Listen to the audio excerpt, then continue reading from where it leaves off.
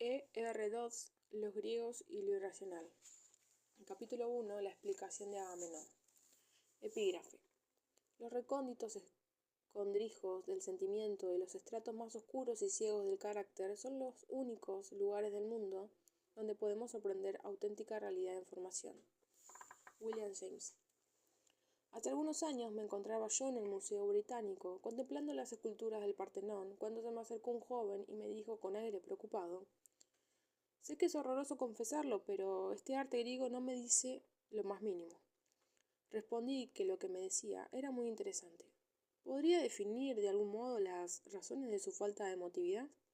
Reflexionó por espacio de 1 o 2 minutos y después contestó: «Es todo él, tan terriblemente racional. ¿Comprende lo que quiero decir?» Creí comprenderlo. El joven no estaba diciendo sino lo que, en forma más articulada, habían dicho antes que él Roger Fry y otros. Es natural que una generación cuya sensibilidad se ha formado a base de arte africano y azteca y de la obra de artistas como Modigliani y Henry Moore, encuentre el arte de los griegos y la cultura griega en general carente de la conciencia del misterio, incapaz de penetrar en los niveles más profundos y menos consciente de la experiencia humana. Este fragmento de conversación se me quedó grabado en la memoria y me hizo pensar: ¿fueron los griegos en realidad tan ciegos para la importancia de los factores irracionales de la experiencia y de la conducta humana? De los factores irracionales, como suelen darlo por sentado tanto sus apologistas como sus críticos. Tal fue la pregunta que surgió en este libro.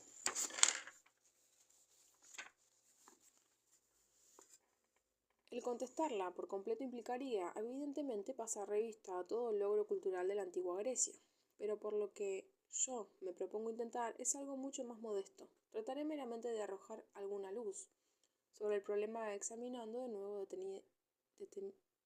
determinados aspectos relevantes de la experiencia religiosa de los griegos. Espero que el resultado de este examen ofrezca cierto interés no solo para los helenistas, sino para algunos antropólogos y psicólogos sociales e incluso para cualquiera a quien concierna comprender las fuentes de la conducta humana. Intentaré, por tanto, en la medida de lo posible, presentar los hechos en términos inteligibles para el no especialista. Empezaré por considerar un aspecto particularmente de la religión homérica. A algunos estudiosos de la antigüedad clásica le parecerán los poemas homéricos una fuente inadecuada para buscar cualquier clase de experiencia religiosa. La verdad es, dice el profesor Masson en un libro reciente, que jamás hubo poema menos religioso que la Ilíada. Esta afirmación, que podría considerarse demasiado tajante, refleja, sin embargo, una opinión que parece ampliamente admitida. El profesor Murray cree que la llamada religión homérica no fue religión en absoluto, porque a su juicio, el verdadero culto de Grecia, antes del siglo IV, casi nunca adhirió a aquellas luminosas formas olímpicas. De modo semejante, observa el doctor Boura, que este sistema antropomórfico completo no tiene desde luego relación alguna con la verdadera religión ni con la moralidad. Estos dioses son una deliciosa y brillante invención de los poetas. Desde luego, si por verdadera religión se entiende algo semejante a lo que reconoce como religión los europeos o a los americanos ilustrados de hoy, pero si restringiéramos así el sentido de la palabra, ¿no correremos peligro de menospreciar e incluso de pasar completamente por alto ciertos tipos de experiencia a los que nosotros ya no atribuimos sentido religioso, pero que, sin embargo, pudieron estar cargados de él en su tiempo? Mi propósito en este presente capítulo no es discutir con los distinguidos eruditos que acabo de citar sobre el uso que hacen de los términos, sino llamar la atención hacia una clase de experiencias mencionadas en Homero, que es prima facie religiosa, y examinar la psicología de la misma. Comencemos por la experiencia de tentación divina o infatuación, AT, que llevó a Agamenón a resarcirse de la pérdida de su favorita robándole a Aquiles la suya. «No fui yo», declaró después. «No fui yo la causa de aquella acción, sino Zeus y mi destino y la Erinia, que anda en la oscuridad. Ellos fueron los que en la asamblea pusieron en mi entendimiento fiera a T, el día que arbitrariamente arrebaté a Aquiles su premio. ¿Qué debía hacer yo? La divinidad siempre prevalece.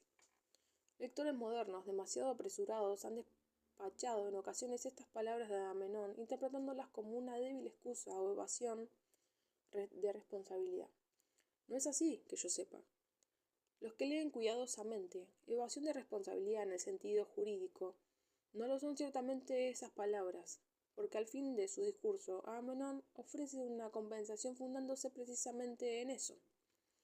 Pero puesto que me cegó la T y Zeus me arrebató el juicio, quiero hacer las paces y dar abundante compensación.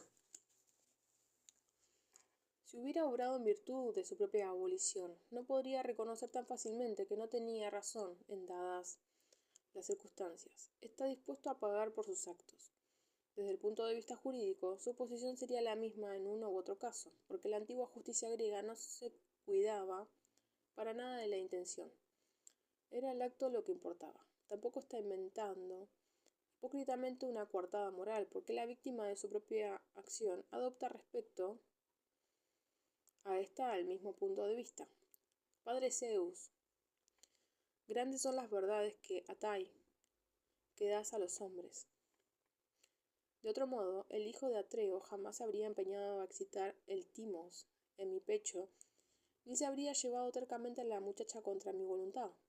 Podría pensarse que Aquiles está admitiendo aquí cortésmente una ficción a fin de cubrir al rey las apariencias.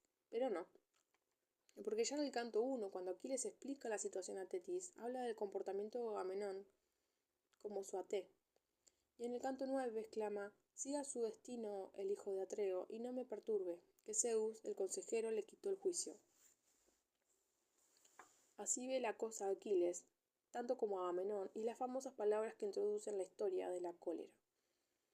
El plan de Zeus se cumplía, nos da a entender bastante claramente que así la ve también el poeta. Si este fuera el único incidente que los personajes de Homero interpretarán de este modo peculiar, podríamos vacilar respecto del motivo del poeta. Podríamos conjeturar, por ejemplo, que no quería privar por completo a Agamenón de las simpatías de su auditorio, o que pretendía comunicar un sentido más profundo a esta disputa, un tanto indecorosa, entre los dos jefes, presentándola como un paso en el cumplimiento de un plan divino. Pero estas explicaciones no pueden aplicarse a otros pasajes en que se dice de los dioses, o de un dios, o de Zeus, que han arrebatado momentáneamente, o destruido, o hechizado el entendimiento de un ser humano. Es verdad que una u otra podría aplicarse al caso de Helena, quien pone a fin a un parlamento profundamente conmovedor y evidentemente sincero, diciendo que Zeus les ha impuesto a ella y a Alejandro un destino funesto, a fin de que seamos en adelante tema de cantar para los hombres venideros. Pero cuando se nos dice simplemente que Zeus hechizó las mentes de los aqueos, de suerte que combatieron mal, no interviene consideración alguna de tipo personal, y aún menos en el aserto general de que los dioses pueden volver insensato al más cuerdo y llevar a la cordura al imbécil. ¿Y qué decir, por ejemplo, de Glauco, a quien Zeus quitó el entendimiento, de modo que hizo de los griegos casi nunca hacen un mal negocio trocando su armadura de oro por una de bronce? ¿O qué decir de Automedonte, cuya locura al intentar desempeñar a la vez los papeles de auriga y lancero movió a un amigo a preguntarle cuál de los dioses le había puesto plan tan inútil en el pecho y le había privado de su buen juicio? Estos dos casos no tienen manifestantemente conexión alguna con ningún designio divino más profundo, ni tampoco se puede tratar en ello el deseo de retener la simpatía del auditorio, ya que no implica estigma moral alguno. En este punto, el lector puede preguntarse naturalmente si nos las habemos con algo más que una mera facón de parler. ¿Quiere el poeta decir algo más, que Glauco fue un necio al hacer el trato que hizo? ¿Quiso el amigo de Automedonte decir algo más que ¿qué diantre te ha hecho comportarte de esta manera? Quizás no.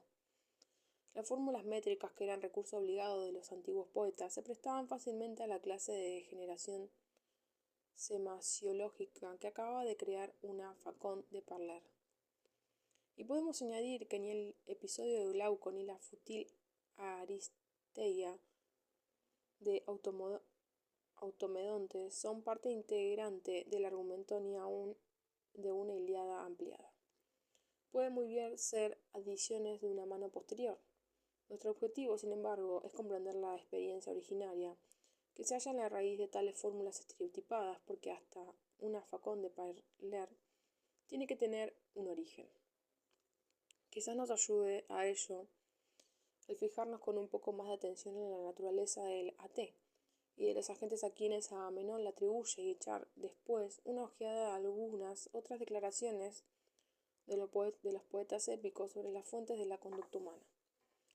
Hay en Homero unos cuantos pasajes en que un comportamiento imprudente o inexplicable se atribuye a la T o se describe mediante un verbo atsastai en la misma familia, sin referencia explícita a una intervención divina. Pero la T no es ella misma en Homero un agente personal. Los dos pasajes que hablan de la T en términos personales son de clarísimos trozos alegóricos. Tampoco significa nunca esta palabra, por lo menos en la Ilíada, desastre objetivo, como tan ordinariamente ocurre en la tragedia. Siempre o prácticamente siempre, la T es un estado de mente, un anublamiento o perplejidad momentáneo de la conciencia moral. Es en realidad una locura parcial pasajera y, como toda locura, se atribuye no a causas fisiológicas o psicológicas, sino a un agente externo y demoníaco.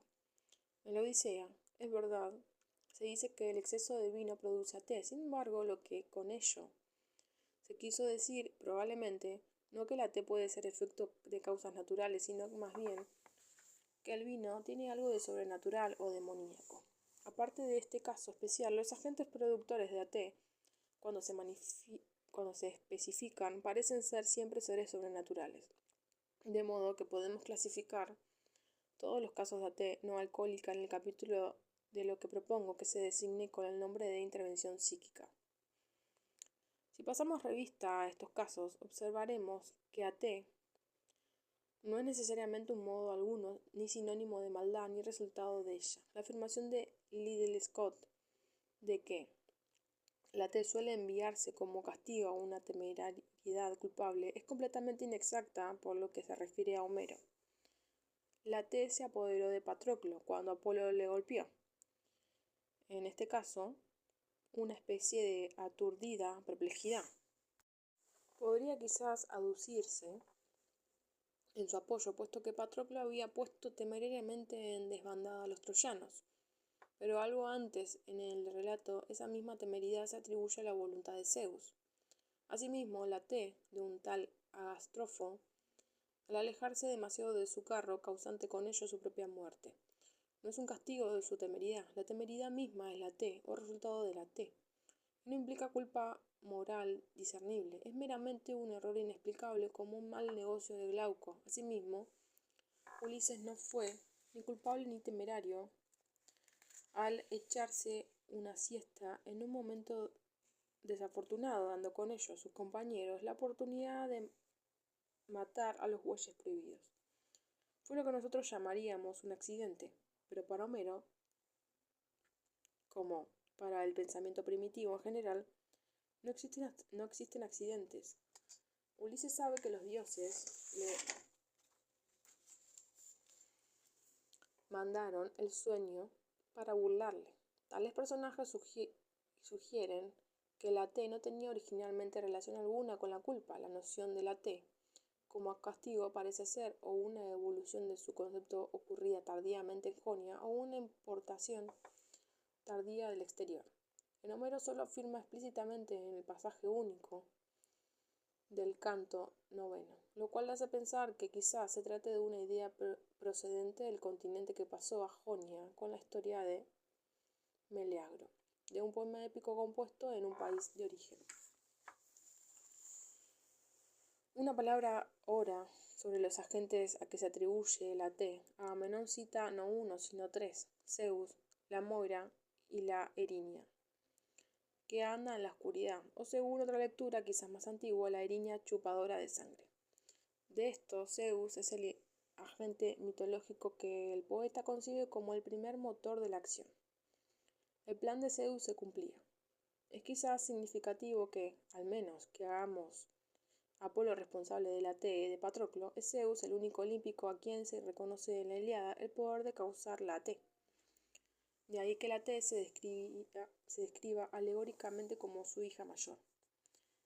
La Moira se aduce, a mi parecer, porque los griegos solían hablar de cualquier desastre personal inexplicable como parte de su sino o de su hado, queriendo decir simplemente que no podían comprender por qué ocurría, pero que, puesto que había ocurrido evidentemente, tenía que ser. Todavía se sigue hablando de esa manera, más especialmente tratándose de la muerte de la que Wipa ha venido a ser sinónimo en griego moderno como uopok en griego clásico. Estoy seguro de que Moira no se debe escribir con mayúscula en este contexto, como si significaría una diosa personal que dicta a Zeus o una especie de destino cósmico, como la Hermamene helenística. Como diosas, siempre se habla de las Moirai, en plural, tanto en su culto como en la literatura primitiva, y salvo una dudosa excepción, no figuran en absoluto en la Ilíada. Lo más que podemos decir es que al tratar de su sino como un agente, al hacer algo, Agamenón da el primer paso hacia su personificación. Asimismo, al culpar a su Moira, en minúscula, Agamenón está lejos de declararse determinista sistemático, como lo está en el campesino moderno cuando usa lenguaje parecido. El preguntar si los personajes de Homero son deterministas o creen en la libertad es un fantástico anacronismo. Jamás se les ha ocurrido la cuestión, y si se les propusiera, sería muy difícil hacerles comprender su significado. Lo que sí reconocen es la distinción entre acciones normales y acciones realizadas en un estado de AT. Estas últimas las hacen remontar indistintivamente a su Moira, en minúscula, o a la voluntad de un dios, según miren la cosa desde un punto subjetivo o objetivo. Del mismo modo, Patroclo atribuye su muerte directamente al agente inmediato, el hombre euforbo, o indirectamente al agente mitológico, Apolo, pero desde un punto de vista subjetivo asuma a la Moira. Esta, como dicen los psicólogos, ultradeterminada. Analógicamente, la Erinia sería el agente inmediato en el caso de Agamenón. El que tenga que figurar siempre en este contexto es cosa de que bien pueda sorprender a los que piensan que una Erinia es esencialmente un espíritu de venganza, y aún más a los que creen que con Rode que las Erinias eran originalmente los muertos vengadores, pero el pasaje no es único. Leemos también en la Odisea de la grave AT que la dura diosa Erinia puso en el entendimiento de Melampo. En ninguno de estos lugares se trata de venganza ni de castigo. La explicación es quizás que la Erinia es el agente personal que asegura el cumplimiento de una Moira. Por eso cortan las Erinias la voz al caballo de Aquiles. No es conforme a la Moira, que hablen los caballos. Por eso castigarían al sol, según Heraclito. Si el sol traspasara sus medidas, excediendo la misión de que le ha sido asignada, es muy probable que, a mi parecer, que la función moral de las Erinias como ministros de la venganza derive de esta sumisión primitiva de hacer cumplir una Moira, que era al principio moralmente neutral, o más bien contenía, por implicación tanto de un debe como un tiene que el pensamiento primitivo no distinguía con claridad. Así las encontramos en Homero haciendo valer las prerrogativas que surgen de relaciones familiares o sociales y que se sienten como parte de la Moira de una persona. Un padre, un hermano mayor, hasta un mendigo tiene algo que se le debe como tal y puede invocar sobre ello la protección de sus erinias. Por eso también se las invoca como testigos de juramento, porque el juramento crea una asignación, una moira. La relación de la erinia con la moira está todavía atestiguada en Esquilo. Aunque las moiras se han hecho ya cuasi personales y las erinias son todavía para Esquilo dispensadoras de Ate, aun cuando unas y otras se han moralizado, parece como si el complejo de Moira, Erinia, Ate tuviera raíces profundas y pudiera también ser más antiguo que la asignación de la Tea a Zeus como su agente. A este propósito, vale la pena recordar que Erinia y Aisa, sinónimo de Moira, se retrotraen al dialecto que es quizás la más antigua forma conocida de la lengua helénica, al arcado chipriota. Alejémonos por ahora de la AT y sus compañeras y consideremos brevemente otra cosa de intervención psíquica, no menos frecuente en Homero, a saber, la comunicación de poder de Dios a hombre. En la Ilíada, el caso típico es la comunicación de Menos. En el curso de una batalla, como cuando Atenea pone una triple porción de Menos en el pecho de su protegido Diomedes, o Apolo pone Menos en el timos del herido Glauco. Este Menos no es primariamente fuerza física, ni tampoco un órgano permanente de la vida mental, como el timos o el nos. Es más bien como la T, un estado de mente. Cuando un hombre siente menos en su pecho o lo siente subirse pungente a las narices, es consciente de un misterioso aumento de energía. La vida de él es fuerte y se siente lleno de una confianza y ardor nuevos. La conexión del menos con la esfera de la volición resulta claramente en las palabras afines, desear ardientemente y que desea mal. Es significativo que con frecuencia, aunque no siempre, el menos se comunica en respuesta a la oración. Pero es algo mucho más espontáneo e instintivo que lo que llamamos resolución. Los animales pueden tenerlo, y en términos se emplea analógicamente para describir la energía devoradora del fuego. En el hombre de la energía vital, el coraje, que no está siempre ahí, pronto a acudir a nuestra llamada, sino que de un modo misterioso, y diríamos nosotros, caprichoso, viene y se va. Pero para Homero, el menos no es caprichoso, es el acto de un dios que acrecienta o disminuye una voluntad, la arete de un hombre, es decir, su potencia como luchador. En ocasiones puede excitarse el menos mediante la exhortación verbal. Otras veces su acometida solo puede explicarse diciendo que un dios se lo ha inspirado o insuflado al héroe o lo ha puesto en su pecho. Como lo leemos en un pasaje, se lo ha transmitido por contacto a través de un bastón. Creo que no debemos despachar tranquilamente estas afirmaciones declarándolas invenciones poéticas o tramoya divina. Sin duda, el poeta inventa con frecuencia los casos particulares para servir a las conveniencias de su trama, y es cierto que las intervenciones psíquicas van en ocasiones unidas a una intervención física, a una escena en el Olimpo. Pero podemos estar bastante seguros de que la idea subyacente no fue inventada por ningún poeta y de que es más antigua que la concepción de dioses antropomórficos que toman parte física y visiblemente en la batalla. La posesión pasajera de un menos intensificado es, como la T, un estado normal que requiere una explicación supranormal. Los hombres de Homero pueden reconocer su acometida, que va acompañada de una sesión peculiar en las piernas.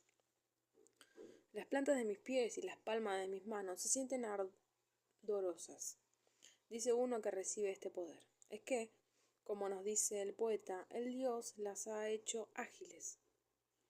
Esta sensación compartida de este caso por otro que la recibe confirma que para ambos el origen divino del menos es una experiencia normal, y los hombres en estado de menos, intensificado por la divinidad, se comportan en cierta medida anormalmente.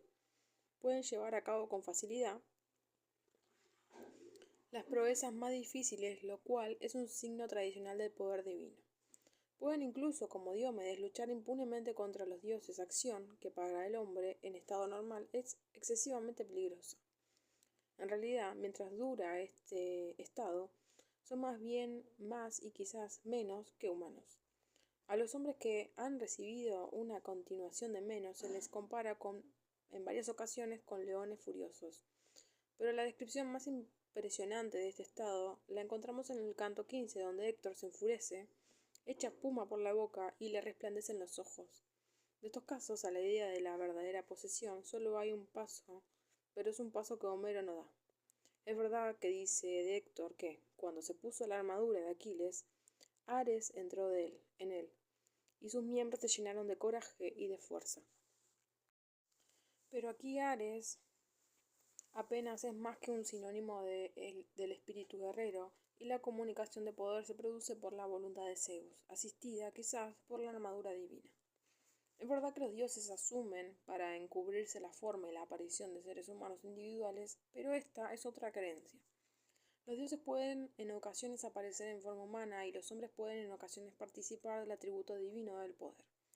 Pero en Homero jamás resulta confusa la línea tajante que separa a la humanidad de la deidad. En la Odisea, que trata menos exclusivamente de lucha, la comunicación de poder toma otras formas. El poeta de la Telemaquía imita a la Ilíada haciendo que Atenea infunda menos a Telémaco. Pero aquí, el menos es valor moral, que capacitará a un muchacho para enfrentarse con los altaneros pretendientes. Se trata de una adaptación literaria. Más antigua y más auténtica es la pretensión repetida de que los juglares derivan su poder creador de Dios. Yo soy mi propio maestro, dice Femio. Fui un dios quien implantó toda suerte de cantares en mi mente.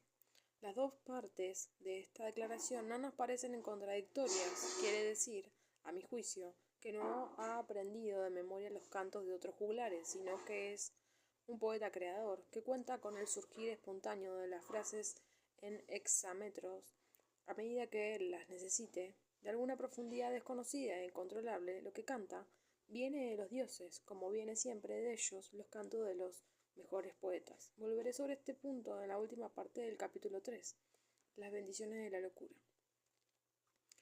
Pero el rasgo más característico de la Odisea es el modo como sus personajes atribuyen toda suerte de acontecer mental, así como físico, a la intervención de un demonio, dios o dioses, innominados e indeterminados. Estos seres vagamente concebidos pueden inspirar valor en una crisis o privar a un hombre de su entendimiento exactamente como lo hacen los dioses en la Ilíada. Pero recibe además el crédito de una amplia esfera de intervenciones, que podemos llamar, de un modo laxo, moniciones. Siempre que alguien tiene una idea especialmente brillante o específicamente necia, cuando alguien reconoce de repente la identidad de una persona o ve en un relámpago la significación de un presagio, cuando recuerda lo que podría haber olvidado u olvida lo que debería haber recordado, él o algún otro suele ver en ello, si hemos de tomar literalmente las palabras, una intervención psíquica de alguno de esos anónimos seres sobrenaturales. Sin duda no siempre esperan que se les tome literalmente. Ulises, por ejemplo, apenas puede hablar en serio al atribuir a las maquinaciones de un demonio el hecho de que salió sin su capa en una noche de frío. Pero no nos hallamos aquí simplemente ante una convención épica, porque son los personajes del poeta los que hablan así y no el poeta. La convención propia de este es completamente otra. Opera, como el autor de la Ilíada, como dioses antropomórficos claramente definidos, tales como Atenea y Poseidón, no con demonios anónimos. Pero hacia sus personajes emplear una convención distinta y probablemente lo hace, porque así era como en realidad hablaba la gente. Está siendo realista. Y efectivamente es así como esperaríamos que hablaran gentes que creían, o cuyos antepasados habían creído, que recibían moniciones todos los días y aún a cada hora. El reconocimiento, la intuición, la memoria, la idea brillante o perversa, tienen estos en común. Se les ocurre o les viene de a uno de repente. Con frecuencia, la persona en cuestión no tiene conciencia de haber llegado a ellos por la observación o por el razonamiento. En este caso, ¿cómo llamarlos suyos? Hace un momento no estaban en su mente, ahora están ahí. Algo los ha puesto ahí, algo distinto de ella misma. Esto es todo lo que sabe. Por eso se refiere a ellos sin comprometerse como los dioses o un dios, o más bien, especialmente si la instigación ha resultado mala, como un demonio. Y por analogía, aplica la misma explicación a las ideas y acciones de otras personas cuando las encuentran difícil de comprender o en desacuerdo con su carácter. Un buen ejemplo de esto es en el discurso de Antino en Odisea 2, en que, después de alabar la inteligencia y correcciones excepcionales de Penélope, sigue diciendo que su idea de rehusar un segundo matrimonio no es pertinente en modo alguno y concluye que son los dioses los que se le están poniendo en el pecho. Igualmente, cuando Telémaco habla por primera vez con atrevimiento a los pretendientes, Antino infiere, no sin ironía, que los dioses le están enseñando a hablar con orgullo. Quien la enseña es en realidad Atenea, como sabe el poeta y el lector. Pero Antino no lo sabe y por eso dice los dioses. En algunos pasajes de la Ilíada puede encontrarse una distinción parecida entre lo que sabe el que habla y lo que sabe el poeta. Cuando se rompe la cuerda del arco de Teucro, este grita con un estremecimiento de terror que un demonio lo está frustrando. En realidad ha sido Zeus quien ha roto el arco, como acaba de decirlo ese poeta. Se ha sugerido que el pasaje, como el punto de vista del poeta, es el más antiguo, que éste sigue sirviéndose de la vista del poeta y de la tramoya divina micénica, mientras que sus personajes la desconocen y emplean un lenguaje más vago como los contemporáneos jonios del poeta, que según se afirma, estaban perdiendo la fe en los antiguos dioses antropomórficos. En mi opinión, como veremos dentro de un momento, la relación verdadera es casi exactamente la contraria. En todo caso, es claro que la vaguedad con que se expresa Teucro no tiene nada que ver con el escepticismo. Es simple resultado de su ignorancia. Usando la palabra demonio, expresa el hecho de que un poder superior ha hecho que ocurra algo. Y esto es todo lo que él sabe. Como lo ha hecho notar en Mark, los griegos emplearon comúnmente en todas las épocas un lenguaje vago parecido para referirse a lo sobrenatural, no por escepticismo, sino sencillamente porque no podían identificar al dios en cuestión. Lo emplean asimismo comúnmente los pueblos primitivos, ya sea por la misma razón, ya porque carecen de la idea de dioses personales. Que su empleo por los griegos es muy antiguo, lo muestra la remota antigüedad del adjetivo daimonios. Esta palabra debe haber significado originalmente que actúa según la monición de un demonio.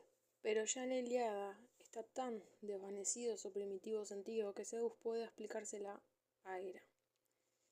Es evidente que una moneda verbal tan desgastada lleva mucho tiempo en circulación. Hemos pasado revista con la precipitación que el tiempo nos impone a los tipos más comunes de intervención psíquica en Homero. Podemos resumir el resultado de nuestro examen diciendo que todas las desviaciones respecto a la conducta humana normal, cuyas causas no son inmediatamente percibidas, sea por la conciencia del propio sujeto, sea por la observación de otros, se atribuye a un agente sobrenatural, exactamente como cualquier desviación de la conducta normal del tiempo o de la cuerda de un arco. Este hallazgo no sorprenderá al antropólogo no especializado en el mundo clásico. Aducirá inmediatamente abundantes paralelos de Borneo o de África Central. Pero es ciertamente extraño encontrar esta creencia y este sentido de constante dependencia diaria de lo sobrenatural firmemente encajados en poemas que se suponen tan irreligiosos como la Ilíada y la Odisea. Y que podemos también preguntarnos cómo es que un pueblo tan civilizado, tan clarividente y racional como el de los jonios, no eliminó de su epopeya nacional estos eslabones de enlace con Borneo y con el pasado primitivo, lo mismo que eliminó el miedo a los muertos, el miedo a la contaminación y otros terrores primitivos que originalmente deben haber desempeñado su papel en el saga. Dudo que la literatura primitiva de ningún otro pueblo europeo, incluido mis propios supersticiosos paisanos, los irlandeses, postule con tanta frecuencia y en una esfera tan dilatada la intervención sobrenatural en la conducta humana. Ha sido Nilsson, creo, el primero que ha tratado en serio de hallar una explicación a todo esto en términos de psicología. Es un trabajo publicado en 1924, ya clásico. Sostiene que los seres homéricos tienen una peculiar propensión a los cambios rápidos y violentos de humor. Padecen, dice él, de inestabilidad mental. Y continúa haciendo notar que aún hoy en día una persona que tenga este temperamento suele cambiar su talante, considerar con horror lo que acaba de hacer y exclamar: no era mi intención hacer eso. Entre esto y decir: no fui yo, en realidad quien lo hizo. Solo media un breve paso. Su propia conducta, dice Nilsson, se le ha vuelto ajena. No puede comprenderla, no es para él parte de su ego. Esta observación es perfectamente exacta y no puede ponerse en duda, a mi juicio, su pertinencia respecto a los fenómenos que hemos estado considerando. Nilsson tiene asimismo razón, creo yo, al pensar que las experiencias de esta clase desempeñaron un papel justamente con otros elementos tales como la tradición minoica, las diosas protectoras, en la construcción de la maquinaria de intervención física a la que Homero recurre tan constantemente y con frecuencia según nuestro hábito de pensar de un modo tan superfluo. Encontramos superflua esa maquinaria divina porque nos parece que en muchos casos no hace sino duplicar una causación psicológica natural. Pero ¿no deberíamos quizás decir que la maquinaria divina duplica una intervención psíquica, es decir, la presenta en una forma pictórica concreta? Esto no era superfluo, porque sólo así podía presentarse de un modo vivo la intervención psíquica a la imaginación de los oyentes. Los poetas homéricos carecían de los refinamientos del lenguaje que hubieran sido necesarios para expresar adecuadamente un milagro y puramente psicológico. ¿Qué más natural que completar primero y sustituir después una fórmula trillada e inexpresiva por el Dios que aparece como una presencia física y exhorta a su protegido con la palabra hablada? ¿Cuánto más viva que una mera monición interior la famosa escena de la Ilíada 1 en que Atena tira del pelo a Aquiles y le advierte que no ataque a Agamenón? Pero la diosa solo es visible para Aquiles. Ninguno de los otros le vio. Esto da a entender claramente que Atenea es la proyección, la expresión pictórica de una monición interna, monición que Aquiles podría haber descrito. Y yo considero que, en general, la monición interior o la repentina e inexplicable sensación de poder o la repentina e inexplicable pérdida del juicio han sido de germen del que se ha desarrollado la maquinaria divina. Una de las consecuencias de transponer los acontecimientos del mundo interior al exterior es que la vaguedad queda eliminada.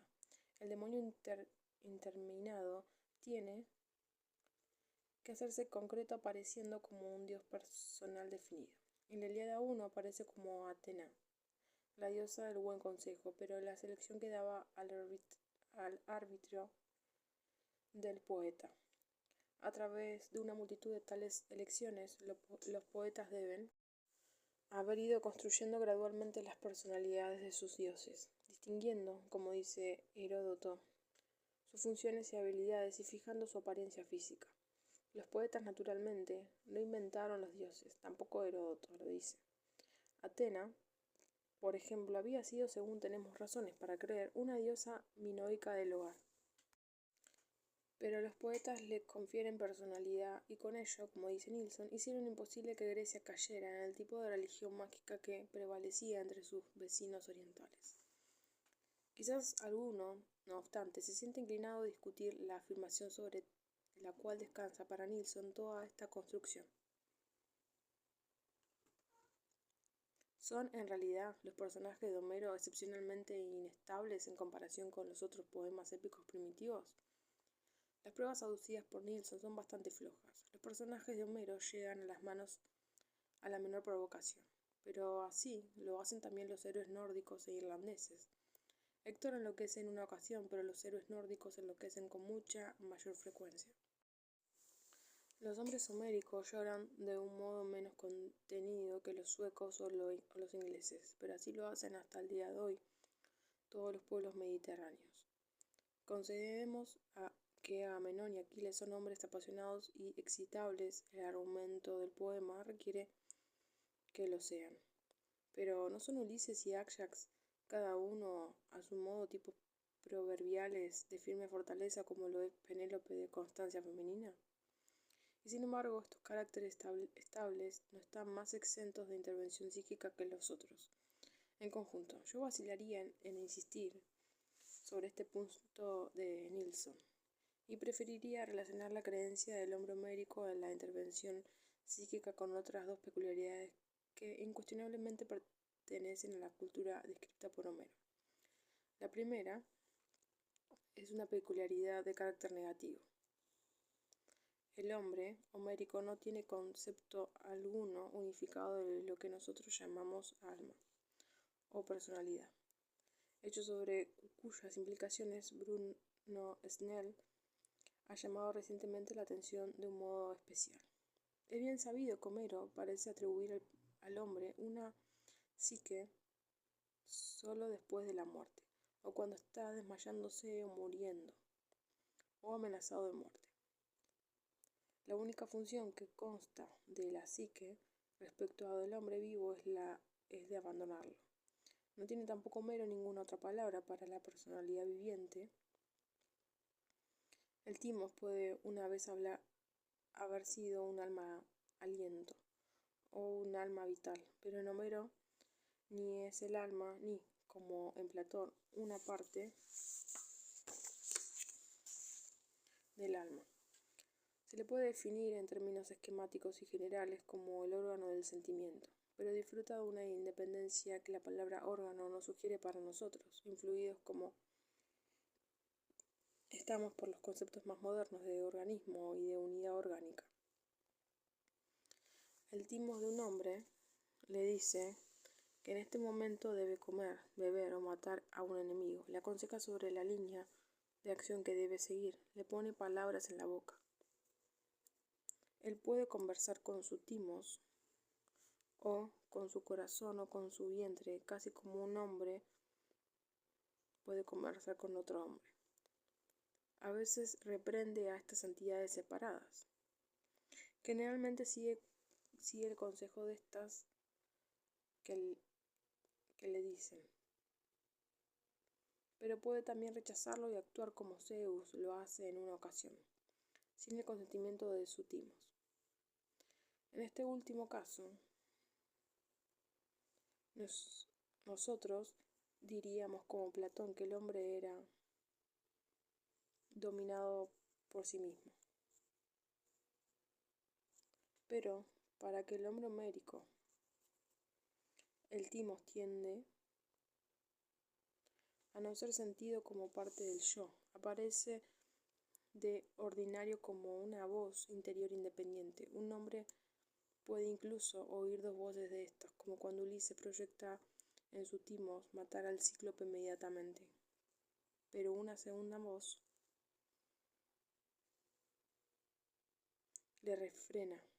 Este hábito de objetivar los impulsos emocionales, como diríamos nosotros, de tratarlos como no yo, debe haber abierto la puerta de par en par a la idea religiosa de la intervención psíquica de la que se dice con frecuencia que opera, no directamente sobre el hombre mismo, sino sobre su timos, o sobre el asiento físico de este, su pecho o su diafragma.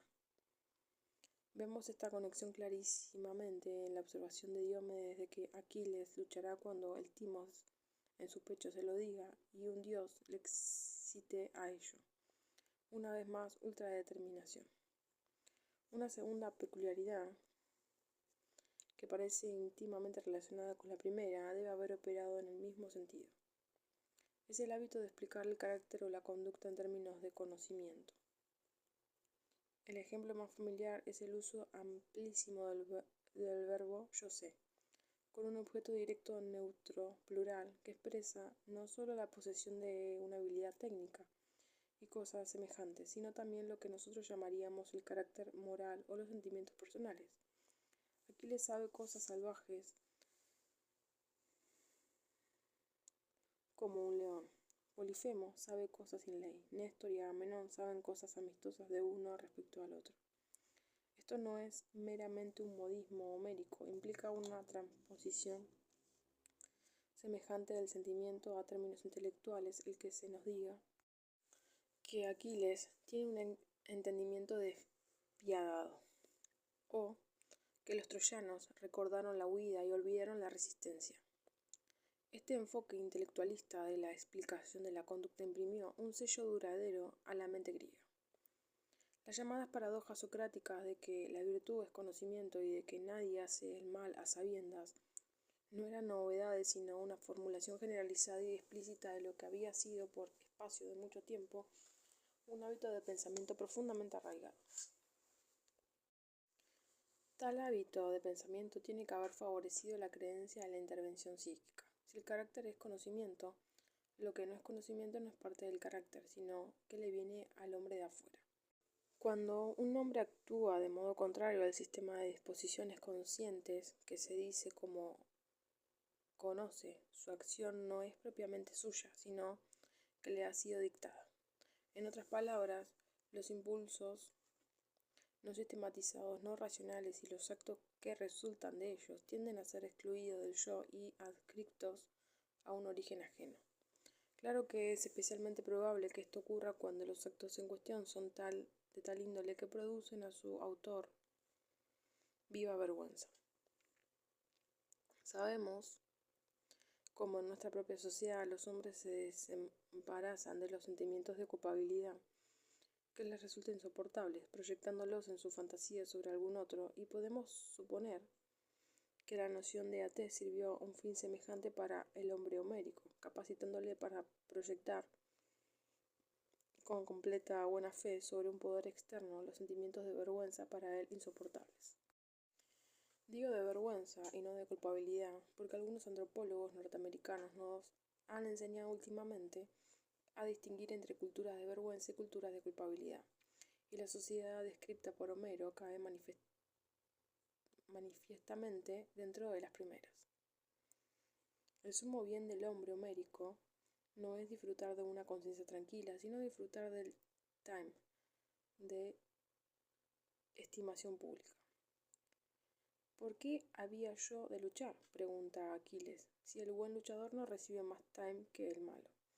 Y la mayor fuerza moral que el hombre homérico conoce no es el temor de Dios, sino el respeto por la opinión pública. Hay dos. Dice Héctor, en el momento crítico de su destino y marcha con los ojos abiertos a la muerte. La situación a que responde la noción de ate surgió no meramente del carácter impulsivo del hombre homérico, sino de la tensión entre el impulso individual y la presión de la conformidad social característica de una cultura de vergüenza. En tal sociedad, todo lo que expone a un hombre al desprecio, a la burla de sus semejantes, todo lo que le hace quedar corrido, se siente como insoportable. Esto quizás explica cómo acabaron por proyectarse sobre la intervención divina, no solo los casos de fracaso moral, como la pérdida del dominio sobre sí mismo de Agamenón, sino cosas como el mal negocio de Glauco o el que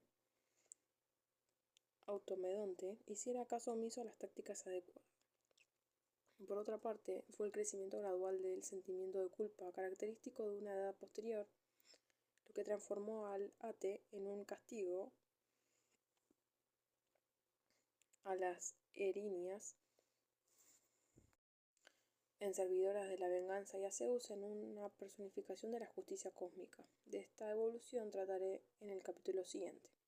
Lo que hasta ahora he intentado hacer es mostrar examinando un tipo especial de experiencia religiosa que tras el término religión homérica hay algo más que una tramoya artificial de dioses y de diosas jocoserios, y que no lo haremos justicia si la despachamos tranquilamente como un intermedio agradable de bufonería, frívola entre las presuntas profundidades de una religión egea de la tierra, de la que sabemos poco y de las que un movimiento órfico primitivo del que sabemos menos todavía.